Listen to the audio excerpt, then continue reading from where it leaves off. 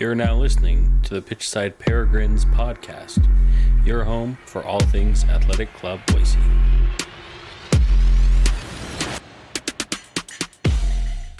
All right, everybody. Before we get into today's episode, quick shout out to KJO Insurance, the first sponsor of the Pitchside Peregrines podcast. Look, insurance premiums suck, but your coverage doesn't have to.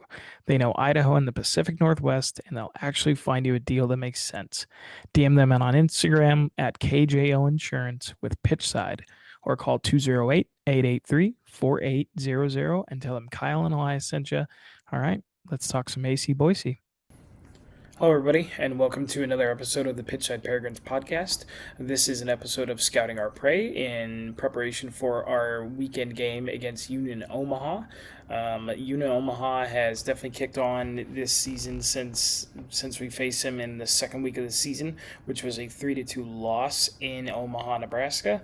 And they've done well. They've definitely done well. They have, I know the power rankings show them down in 7th, but they are currently first.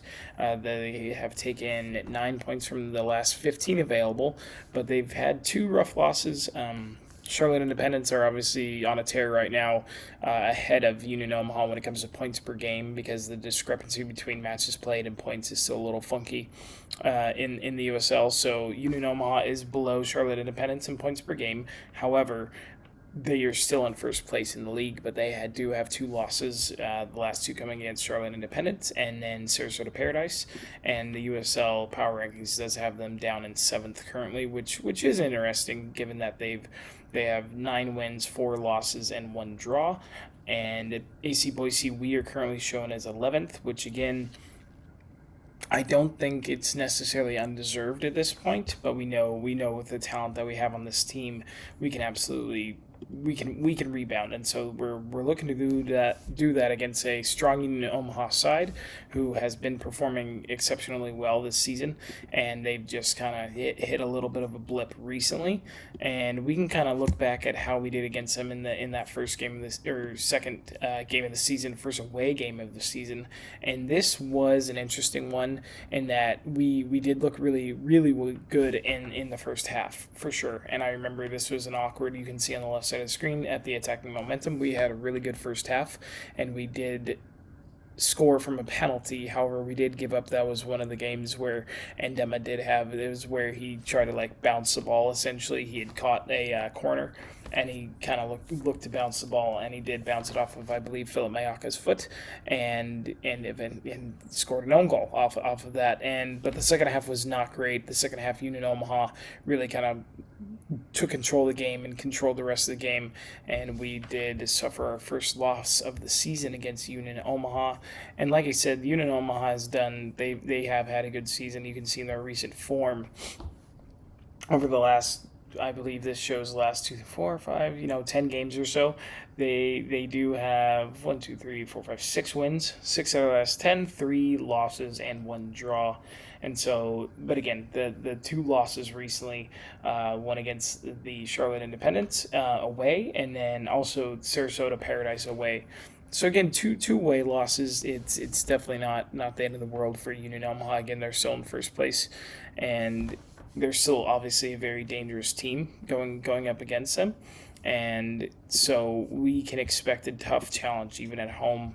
Our home form is much better. We are definitely a better home team than an away team for sure. And given our form in general hasn't been great, this is another opportunity to rebound. Again, I believe in our last episode, it was something to the effect of, we really struggled. We really struggled in that game against Ford Madison. It was just nothing seemed to go right, and especially we had a bit of a false dawn. It seemed like we had a bit of a false dawn after the Richmond Kickers win. The second half against Richmond Kickers obviously took away a lot of momentum given how good we played in the first half. It was a phenomenal first half against Richmond. Then we have the red card, and we just had to show a lot of grit and determination and resiliency, which we did. And then a lot of shuffling of the lineup against Ford Madison.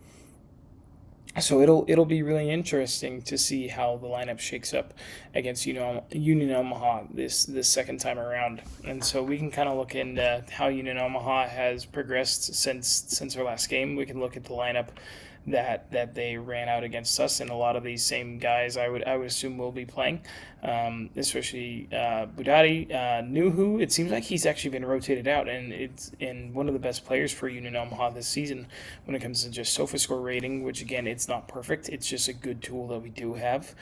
Again, just like expected goals, it's not a perfect tool, but it is a useful one, and so it is interesting to see that. So Cole Jensen did not play against us, but it seems like him and Rashid Nuhu have been splitting time there at the goalkeeper position recently, and so it's interesting. I again, I'm not. I've said this multiple times on this podcast. I don't love goalkeeper competitions. I think it being one of the most important positions on the pitch, and either goalkeeper competition. Obviously, you want competition. You want someone to be pushed, but you want a number one. And we've experienced our own kind of rotation at goalkeeper this year, and we have dropped points. I'm not necessarily. I don't know if I'd say because of the rotation itself, but it's not a good feeling. I don't love those goalkeeper competitions. So it'll be interesting. I honestly don't know who would start. It seems like Cole Jensen has been getting a majority of the minutes recently, but you never know. So that will be interesting to see if we see Cole Jensen starting in net, or if we will see Rashid Nuhu. So that will be interesting for sure. Sammy Guadiri is another one of their better performers. I believe he is the left back. We can look where he played. Yep, he was the left back against Boise in that first game. So we can talk about Cole Jensen, Sammy Guadiri. Guadiri so far this season has just performed. It seems like he's performed well defensively, and he comes in. He comes in as one of their better performers, absolutely, with a 7.32 defending rating. And then one of their better players as well is Samuel Owusu. Samuel Owusu, it's interesting in that they have lost the last two games, but his rating over the last two games has been 7.3 and a 7.1. So despite the fact that they've lost those two games, they've given up 4 goals in 2 games. So it's 2 goals a game is, you should still expect a result from that for sure, but it still seems like he's played well. And he's a high performer for them so far this season. He also started in the first game. As you can see, he played as the right center back in a 4-2-3-1 formation. And next to Brent Coleman, who is not one of, I guess you wouldn't say he's one of their top performers, Brent Coleman, so far this season. Brent Coleman's also almost 40 years old. I'm fairly sure. We can take a quick look. 35. Okay, so I exaggerated a little bit, but that's okay. But it seems like a lot of the folks who did start for Union Omaha are going to be starting again this time around. Diego Gutierrez, who looks like he actually did not start against Boise in this game. I'm not even sure if he came off the bench. Yes, he did. Oh, yes, Diego Gutierrez did come off the bench, and he scored the 2 second-half goals against us. So he came in as the player of the game in that first game, and it looks like again as the rest of Omaha did, he has kicked on and he's contributed. He has contributed 7 goals and assists, so 7 goal contributions so far this season for Union Omaha. He hasn't had one in a while. Looks like he had on May 30th, actually. He produced a goal and assist against FC Naples, and he also scored goals earlier in the month of May against Louisville City in a loss 5-1, and also in a win against Knoxville. So he hasn't scored in a couple games, which is scary because that means he's a little bit due, because he was scoring, he was scoring fairly often earlier this season, so he may be due, which is always scary. So in that first game, I believe he was substituted on for, let's see, so Caceres, so he had subbed on for Caceres, which is in the midfield. I'm not sure, obviously. When guys are substituted on and off, it's not necessarily a like-for-like swap. So where he lines up looks like he's going to play off the left wing, again, according to SofaScore. We might be able to look at a few of the more recent games that Union Omaha has had to see where he is lined up. And because, again, we're going to go ahead and assume that he's starting for Union Omaha. And let's see. No, Gutierrez didn't start against Sarasota Paradise. And again, this is just part of the research that we try to do. Just take a look at the more recent lineups. Okay, so yeah, it looks like he's more than likely gonna line up as a left midfielder or a left winger. And so we can expect him as well as Kempis Takalia, who he was someone who, when we interviewed Who Gives a Hoot, which was one of our earlier episodes of Scouting Our Prey, which is why we, in the first episode, we try to do this. Second episode, when it comes to our second matchup against the team, we want to do an interview with a creator from the team that we're facing. But we had already done an interview with Who Gives a Hoot for the first matchup, so we're skipping it this time. But Kempis Takalia was someone who they called out as someone to definitely keep an eye on, and Takalia has definitely had a good season. He did not play much against us, so he's contributed 4 goals and 5 goals and assists, so goal contributions so far this season. But he did not start against us. He came on in the 66th minute, no goals, no assists. But he has, again, kind of like with the rest of the team, he's definitely hasn't had the best 2 performances against Charlotte or Sarasota, but he did have close to man of the match performance against Fort Wayne in a 4-2 win, as well as a good game in a 2-1 win against the New York Cosmos with an 8. And gosh, I can't remember the last time a AC Boise player had an 8 performance, in all honesty. So it would be nice if one of our guys could pull that out this week. So there are definitely a number of guys that we need to keep an eye out on. It looks like they're still going to be in that 4-2-3-1 formation. They've used it throughout the season. Someone who we also were told to look out for is Ors Navarro, and he has not had the best season so far. He came in with a 5.8, was hooked at halftime last game, or just played the second half and did not play the second half well. Hasn't scored in quite a while since looks like early-ish, or mid to late May. So he may be someone who may or may not be starting, but again, that's just a name that we were told to look out for originally when we played them. And so it will be interesting to see how again it's bouncing back. It's bouncing back. We've had such a strong what felt like a strong kind of beginning and middle of the season, and then we just hit such a really, really rough patch this last couple of weeks. Again, this is what a roller coaster, these performances here, especially obviously the last 5 or 6 ever since Monterey Bay. Really, and again, Monterey Bay is a bit of an outlier in that we showed so much grit and determination in that game to come back and win it, but so many of our lingering issues were very prevalent there, extremely prevalent. So I almost count that as, yes, it was a good result and not a great performance per se. And then Fort Wayne and Sarasota were bad. Richmond, the first game against Richmond wasn't great. Spokane was a decent performance, not a great result.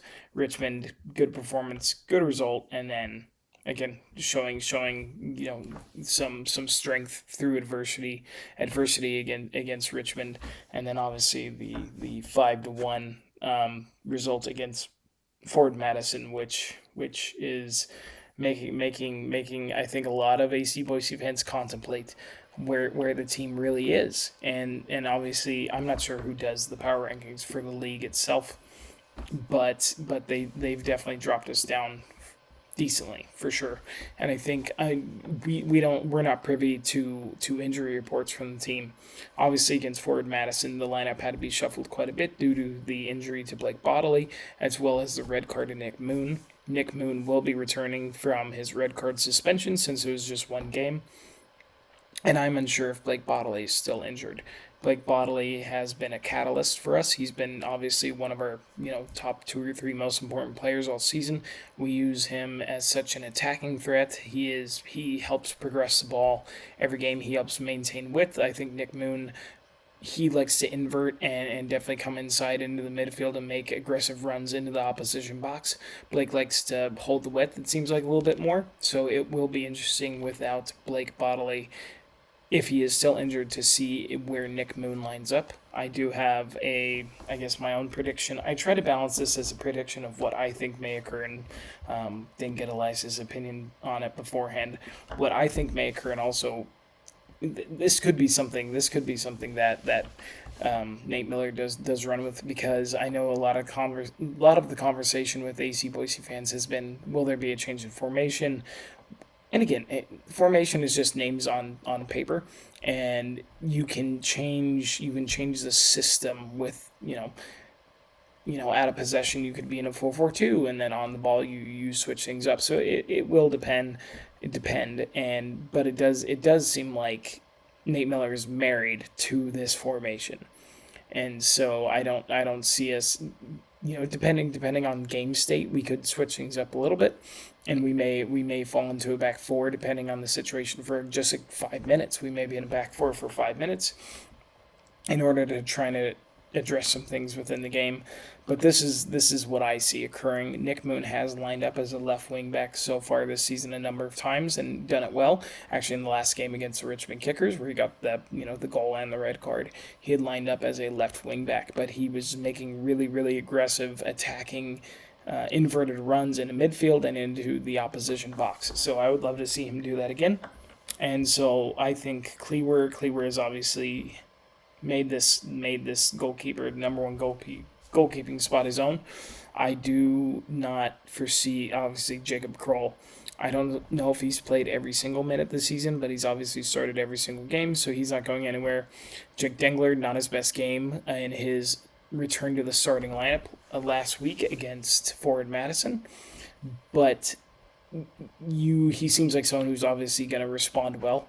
He seems like someone who's obviously physically and mentally tough, and so you want that in your team. And so I anticipate he will come back into the starting lineup and try to reassert that dominance that he had showed all season up until this point. And then Josh Yarrow, I anticipate he will maintain his starting spot as well.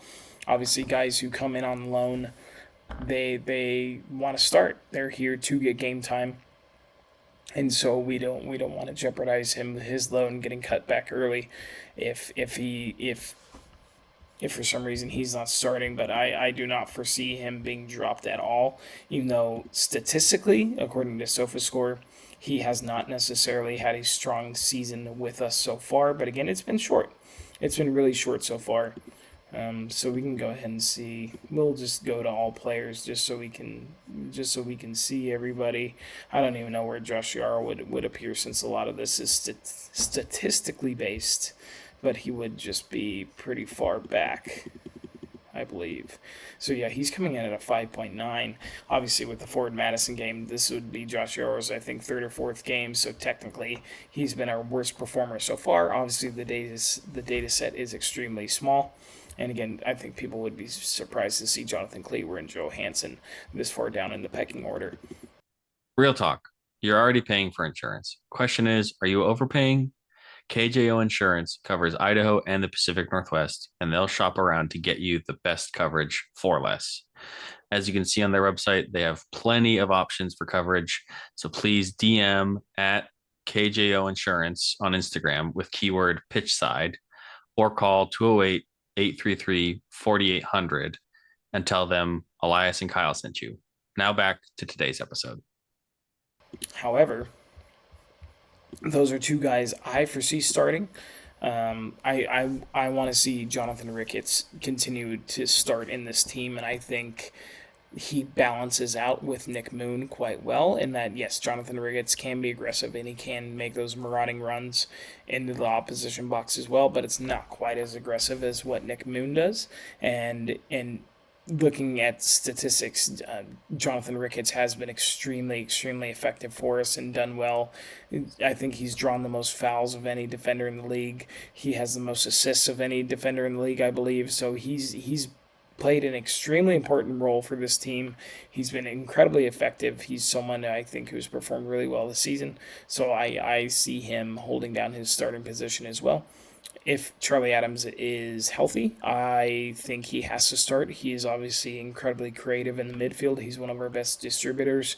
He's a deep-lying playmaker. You see him drop into the back three to collect the ball from the back line or directly from Cleaver. So he's someone. Jacob Kroll obviously does a really good job distributing the ball as well, but Charlie he adds that extra layer of quality that we don't really see from from many other players in this team, because so far Josh Yarrow hasn't really proven much long ball distribution. Jake Dengler, he's trusted on the ball as well. He had a mistake last game that cost us a goal. But Charlie, in my opinion, is definitely the best that we have there. Philip Mayaka, I think in some discussions and just seeing some opinions, he is starting to split opinion. He started the season so strong, and he just seems to have dropped off. In all honesty, for the last month or more. And yes, his defensive contributions, he is the Energizer Bunny. He is a destroyer. He's good in the tackle, but it seems like he's cleaning up his own messes quite a bit, where he's not the best on the ball. He's given away some bad passes in bad areas of the pitch. He also dribbles himself into trouble, and maybe that's just him trying to do too much, because the talent is obviously there and the effort is obviously there. And it seems like maybe he's just trying to do too much. And I think maybe Charlie Adams is a good mix, partner for him, because Charlie Adams can do so much on the ball. Musa is much more of a holding number 6 defensive midfielder who is going to screen for the back line. So maybe that partnership, Philip feels like he has to compensate for Musa's lack of creativity and distribution, and really just moving forward. It seems like it feels like Musa definitely stays in front of the back line. He'll come forward to try and win a tackle, but offensively and trying to contribute to the build-up, I just don't think Musa does as much as Philip or Charlie, and so the partnership between Philip and Musa seems a little bit more imbalanced when compared to Philip and Charlie. And again, maybe Charlie being in the lineup kind of shackles, trying to kind of puts handcuffs on Philip a little bit more, where he is then made to play further back in the lineup, versus Charlie being shackled to the back line. But Charlie will drop in, and he will sometimes be handcuffed to the back line as well, and be moved back. And it just how they play off each other, I think, is just a little bit more balanced, and Philip is still going to contribute. So that's how I see the midfield shaking up. I would like to see Dennis. Again, this is more of just like a front three. I feel like this is more of a 3-4-3, especially when Toomey's in the lineup. I feel like Toomey kind of leads the front line a little bit. And so how these three kind of interplay and move with each other will always look a little bit different. So I show Dennis in the 10, but he's just a part of the attacking three as one of those in the lineup. So Dennis is, I question why he keeps getting dropped. He was dropped last game, and he came on, I believe, at halftime, and so that's interesting. I know he's tired. It seems like he's tired because, again, he gives his all. He gives his all every single game. And I think he's been our best player, and so seeing him dropped kind of randomly in these games has been interesting. If it's just been, is he fully fit? Is he just tired? So I'm not really sure, but having him not in the starting lineup is obviously impacting our performance. When he's just incredible on the ball, he can create something out of nothing, and so he obviously, if he's healthy, he's starting. I think Luan, in the last episode I mentioned this as well, Luan was one of the few players who could hold his head up high leaving forward Madison. I thought, obviously, his header was phenomenal, and I think if we can just get him shooting opportunities, which has been our struggle all season, we've had such a terrible time getting him on the ball in the penalty box, in the 18-yard box, to get himself those opportunities to put the ball in net. If we can find a way to do that, then I think he's incredibly dangerous.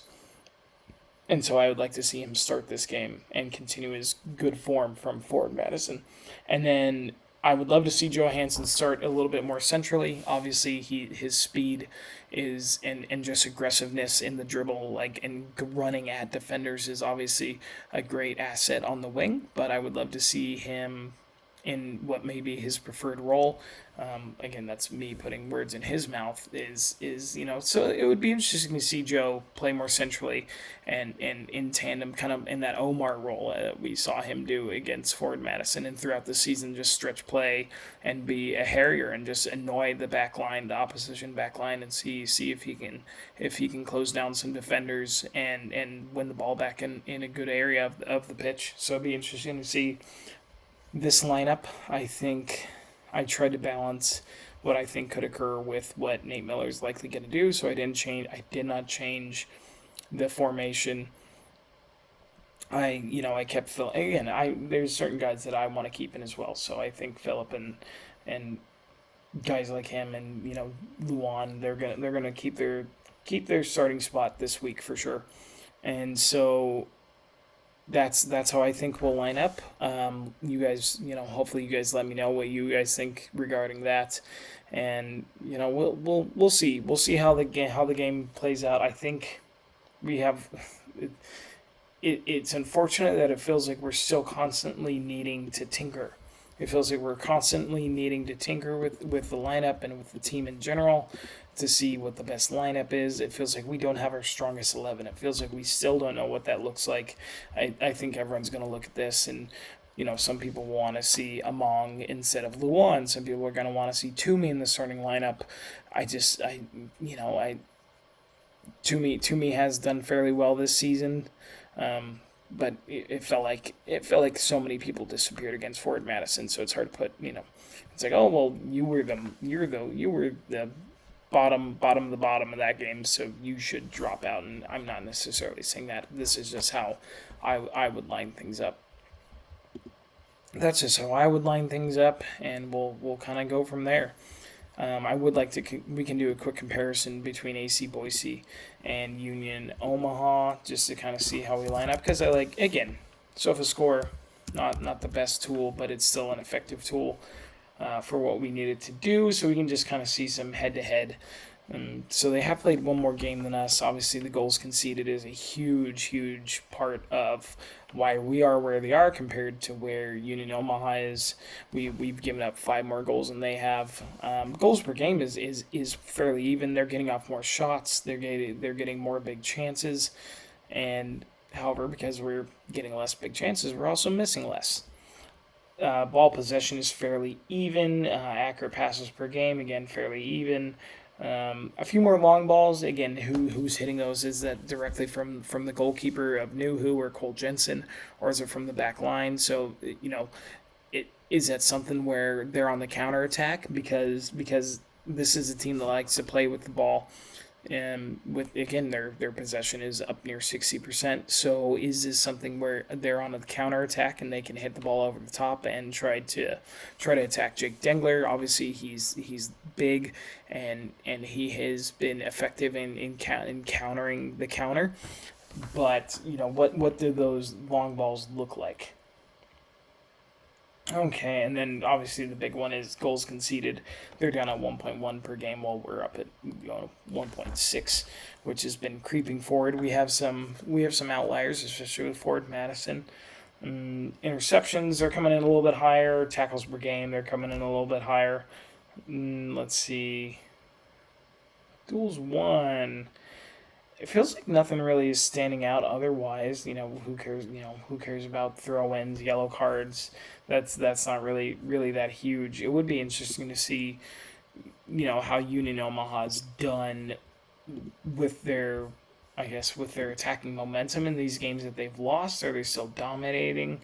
It looks like game state here is important, so this can be this here against Sarasota is a bit of an outlier. In the first half, it looked very kind of like almost like a basketball game. It would go Omaha, Sarasota, and just kind of bounce up and back and forth. While it looks like Omaha did have the better of the chances and better attacking momentum, but obviously the result did not go their way. And again, with against Charlotte, they had their opportunities in the first half, and then once the game state turned on them, they obviously upped the pressure, and Charlotte had to sit back and absorb pressure. So the game state definitely had an impact there. So I expect a good half. I expect a good half from Union Omaha when they come out. And again, expect that 4-2-3-1. So we're going to be outnumbered in the midfield, and it feels like we're outnumbered in the midfield a lot, depending on one of those front three. Are they really going to drop back? Are they going to track back and really help in defense? Especially if our fullbacks are playing really high and wide, we really need that third person in midfield, because then our midfield doesn't get overrun. But that means someone has to drop in. Someone has to drop in and help out, especially if Charlie and Philip, they may be a midfield combo that's gonna bite to the top of the box if we are in possession in the opposition box. Are they gonna creep too far forward, and then we're gonna get picked apart on the counter. So it will be interesting to see how things shape up, because we're coming again. There's a reason Omaha is in first place. Obviously, the power rankings have changed. They're down in seventh, but they're still obviously a very dangerous team, and a team that we've already lost to. So we'll see how many lessons we learned from our first match against them, and lessons we've learned over the last couple of games. Again, Nate Miller said that the last game against Forward Madison was arguably the worst technical game that he's ever seen from one of his teams. So are we going to see a really big shakeup in the lineup, or is he going to stick with his guys, and they've just been getting crushed this week in training by Nate Miller and his staff, trying to improve things as quickly as possible, because this team wants success again. We're trying to get ourselves set up. Obviously, our attendance off the pitch and in the stands has been phenomenal, and you need that if you want to, in this league, if we want to put ourselves in the best position as we reach promotion and relegation, and we want to make our way up the divisions, and make sure if we're not in Premier in that first season, we're at least in the championship. So we need our on pitch performance to match what we're doing off the pitch. And again, I think this team, the talent, again, we've banged this drum so much, the talent is obviously there. We just need to be able to put it all together. And who knows, maybe Nate Miller has come to the conclusion that the 3-4-3 or the 3-4-2-1, 3-4-1-2 isn't doing it. But again, it seems like so many profiles we have in this team, mostly being Nick Moon and Blake Bodley, they're so married to that system, and it just fits. But maybe we don't have, hey, if it works for those two, that's fine, but does it work for all the rest of the players in our squad? And who knows? And then, but if we do change to a four at the back, it's like, then we have way too many central defenders. Then we have way too many center backs. And what are we going to do with, what do we do with Jacob Kroll? What do we do with Jonathan Ricketts? What do you do with Hayden Sargis and Musa Inya? What do we do with those players? And then it's, so then we have a bit of a personnel problem, because then we're just stuck with too many players in a certain profile, and then Blake and Nick don't necessarily fit a back four profile that well either. So it's gonna be interesting. It's gonna be interesting, because something has to change. Something has to change for sure, and what that looks like is ultimately up to Nate Miller and his coaching staff. So it's going to be a really interesting game on Saturday. No matter what, we're looking forward to it. It's going to be fun being out there with all the supporters and the River Guard, and seeing everybody, and hopefully enjoying a win against a good competition and a good squad with Union Omaha, who hopefully we can take advantage of their recent poor form and poor results, and hopefully we can add to their headache that they've had over the last couple games, and we can change our fortunes. But again, thank you all for listening and watching. We really do appreciate it. I'm hoping to have a post-match reaction with Elias after this next game. He had some family in town, so this is me coming to you again solo, which hopefully is things, and we're getting more used to a two-kid household, so things are definitely smoothing out on my end. So hopefully I'm able to get with Elias a little bit more. But again, thank you all for listening. Thank you all for watching. Like, subscribe, share. We always appreciate it, and we will talk to you all later. Thank you.